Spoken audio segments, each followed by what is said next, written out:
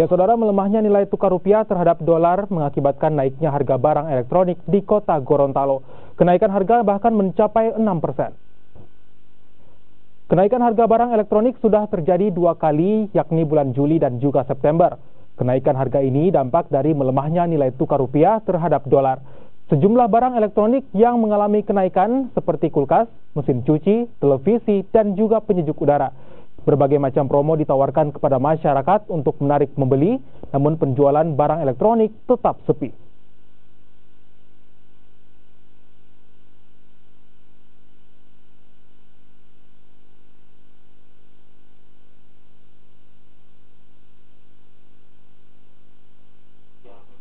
Kita tetap memberikan promosi.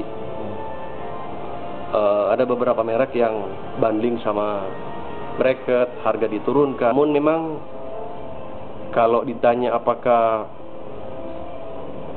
cukup signifikan, ya enggak gitu.